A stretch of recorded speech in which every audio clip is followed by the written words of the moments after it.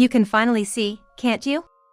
The first smile I saw on John's face wasn't so much one of joy at my restored vision as it was one that seemed to mock me for regaining it. Do you remember anything when you look at me? John said, testing me. Even with that provocation, I couldn't recall ever having seen him, nor did anything come to mind. As I shook my head, John sighed and began to reveal the truth. What do you mean? What do I mean? You still don't get it? You married me. From now on, you'll be working as my wife. I was taken aback by his words, and in my panic, I dashed out of the hospital room. This isn't a joke! If I knew it was you, I would have never married. This marriage is void. You signed the marriage document yourself, didn't you? There's no way it can be voided. You'll pay for rejecting me 2 years ago. He said, a smug expression on his face, implying that my breaking up with him was a crime. I paled at his claims, having unwittingly fallen into his scheme. However, after learning the truth, I vowed to exact thorough revenge on him. My name is Catherine Miller. I turned 31 this year. I had been in a relationship with a man I considered marrying, but I broke it off 2 years ago. The reason was that he explicitly said I was to be a caregiver for his parents. Moreover, he had numerous unreasonable demands like living with his parents, doing all the house chores, but also contributing financially. Even when I voiced that these conditions were too much, he brushed me off, saying, "Don't be so spoiled," and tried to push his agenda. Though I was serious about him, knowing his true nature, I couldn't stand it and initiated the breakup. When we parted, he tried all sorts of ways to persuade me, even resorting to saying that I wasted his time and that he had taken pity on me. I thought I was fortunate to have broken up with him before marriage. That was 2 years ago. After that, I changed jobs and relocated, but an accident left me severely injured, causing me to lose my sight. For a while, I had to stay in the hospital, and I had to explain my situation to my workplace and take a leave of absence. It's terrifying. They haven't caught the perpetrator, have they? Yeah. It was late at night, and there were no clear witnesses. Returning home from work one evening, I was hit by a car that ran a red light, sustaining severe injuries. Luckily, though there were few pedestrians, someone managed to call an ambulance. Due to the poorly lit street, no one could remember the car. Living a life of inconvenience without my sight, I was assisted by my mother, Emma. Then one day, an unfamiliar man visited my hospital room. This is Ms. Miller's room, correct? Excuse me, but who might you be? Nice to meet you. My name is John Thompson. This man who introduced himself as Mike seemed to have known me from work. Neither my mother nor I recognized his name, but he explained he had fallen for me at first sight at the workplace. I was deeply attracted to how efficiently and meticulously you worked. Oh. I'm sorry, I must seem like a suspicious person. When I didn't see you at work, I asked around and learned about your hospitalization. I couldn't sit still and came to visit you. Is that so? Thank you for taking the time to visit. Mike, appearing a bit embarrassed, left some gifts and went home. Both my mother and I were puzzled, but I was secretly pleased to know someone had noticed and appreciated my efforts at work. Completely unaware of the impending events. From that day, Mike diligently visited almost daily, offering unwavering support. John wants to cover your hospital bills. Such a good man, isn't he? What? Why would he do that? He wants you as his wife. He's not a kind person. Hearing such a story from my mother about John only added to my confusion. Yet, John didn't seem bothered and continued being kind to us. I became increasingly drawn to his kindness, and it didn't take long for me to become interested in him. I brought a popular cake today. Thank you. That's very thoughtful. Why don't you take a walk with Catherine today, John? I'm sorry, but I have work later. While John didn't hesitate to provide financial support, he seemed reluctant to involve himself much in my hospital life. Most of our conversations during his visits seemed to revolve more around his work and his personal achievements than my health. Still, I believed John when he said, "When it comes to daily life, it's better for family to handle than a man like me." After all, he was taking time out of his busy schedule to visit, and I should be grateful to know more about him. I shouldn't think he's like my ex, always talking about himself. There were aspects that concerned me. However, being visually impaired and having John show genuine interest made me overlook these red flags. The weeks went by with him by my side during my hospitalization, and eventually, the idea of marriage came to the forefront. John didn't hide his feelings for me and often alluded to marriage. I took it as a roundabout approach and found it endearing. In fact, a woman I proposed to previously turned me down harshly. "But if I were to marry anyone, I've always thought it should be you, Catherine." "Really? If you think I'm the one, then yes." Around that time, my eye surgery was scheduled. I mentioned filing the marriage certificate after the surgery, but John was adamant that we should do it sooner. "Why the rush? We could fill it out after the surgery, couldn't we?" "No need to think about that. Trust me, just do as I say." Perhaps I should have taken his haste as a sign of something being amiss. But by then, John's mother had visited my room, and we even had a meet and greet with our parents. His mother consistently praised me, saying I'd make a wonderful bride. Although we weren't married yet, the two of them seemed eager, always talking about our future life together. Given all their discussions, I assumed John was eagerly awaiting our union. Plus, with my mother's approval of John, I didn't see any reason to delay the marriage. So, without giving it much thought, I signed the marriage certificate. It's hard to write on a paper you can't see. "Mom, did I sign it correctly?" "It's fine, dear. You signed it perfectly." "Thank you. I'll submit this then." With that, John quickly left the room. Was he busy with work or some other reason? It bothered me that even before marriage, we couldn't communicate well. But he was financially supporting me. Once I recover my sight, I thought, I'll thank him properly and then discuss our future. That's how optimistic I was. "I'm so happy. It's like a dream. Marrying Catherine." "You're exaggerating." "I want to hold the wedding ceremony soon. My mom would be thrilled." Let's first focus on successfully completing the surgery. To John's eagerness about the ceremony, I often responded with, "Let's wait until my eyesight returns." It was a tragic accident, but I believed that once I overcame this surgery, I would find happiness. I realized everything had been a deception when the day came to finally remove my eye bandages after the surgery. Eagerly anticipating the moment I would finally see John's face, I felt a nervous fluttering inside as the bandages were slowly unwound. When our eyes met, I saw John's face grinning with joy. "How is it, Catherine? Can you see your mother?"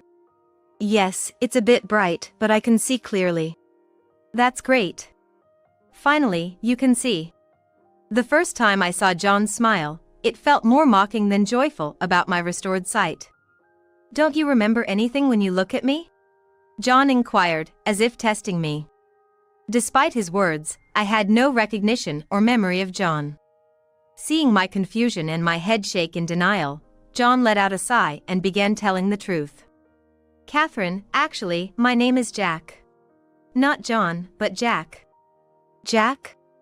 I'm the ex-boyfriend you brutally dumped 2 years ago." Upon hearing this, I felt my blood run cold. Even though 2 years had passed, Jack looked so different that I couldn't recognize him at first glance. Neither did my mother. I was left in shock, my face pale and eyes wide. "What's going on? Don't you get it?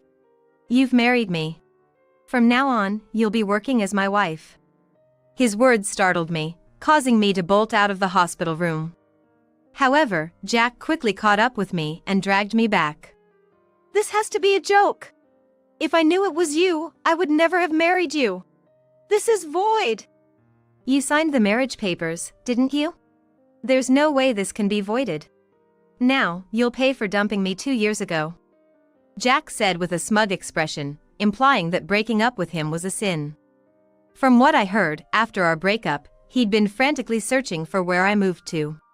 When he found out about my accident and subsequent hospitalization, he saw it as a golden opportunity. When I heard you couldn't see, I thought it was divine punishment for neglecting me, he stated. That's nonsense, I retorted. Is it? In the end, you're gonna marry me and serve me, he responded. Apparently, his offer to cover my hospital bills and other expenses was all for this twisted scheme. After all I've done for you, you better serve me with all your heart, Jack sneered, looking at me with a devilish expression.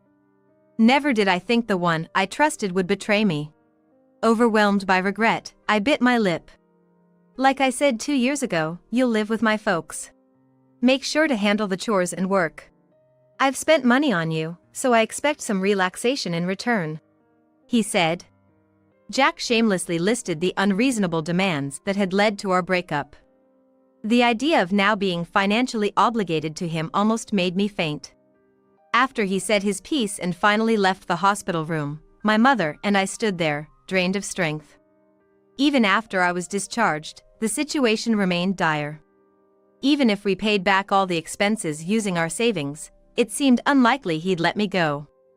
How could we possibly get him to sign divorce papers? We racked our brains. I'm sorry, Catherine, if only I'd been more thorough, my mother lamented. It's not your fault, Mom. I didn't recognize him at first either. As my mother hunched over with guilt, I felt a surge of anger towards Jack and regret for my own naivety. Recalling Jack's words, the realization of his deep grudge sent chills down my spine. For now, let's consult a lawyer or someone, huh? Just when things seemed bleak, a phone call appeared to be a beacon of hope. It was from the police. Wondering what the police wanted at such a time, my mother and I exchanged puzzled glances before apprehensively answering. Hello? Is this Ms. Miller? We wanted to discuss the accident you were involved in some time ago. According to the police, they had found the car responsible for the accident that severely injured me. Shockingly, it was registered under Jack's name. As the officer relayed the information in a matter-of-fact tone, my mind went blank. Okay, thank you for letting me know. What did they say? My mother inquired. The car that hit me, it belonged to Jack. What? As my mother and I discussed the situation, a simmering anger began to rise within me. If he had been searching for me since I rejected him 2 years ago, it wouldn't be surprising if he had found me even before my hospitalization. Could he have caused the accident? Such a suspicion arose, and if it was true, how audacious of him to think such a thing. Could it be that he did all this out of spite for you rejecting him? My mother pondered. I've started to think the same. If that's the case, how selfish of him. I won't ever forgive him. But wasn't there a lack of evidence? My mother questioned. Frowning at her words, I had to agree. There were hardly any eyewitnesses to the accident. It's a fact that Jack's car caused the accident, but it can't be proven that he was the one driving. He might even come up with a lame excuse that someone stole his car. Considering Jack's character, he's capable of pulling off such a ridiculous act, I said. So, what are we gonna do? If there's no evidence, then we just have to make him confess.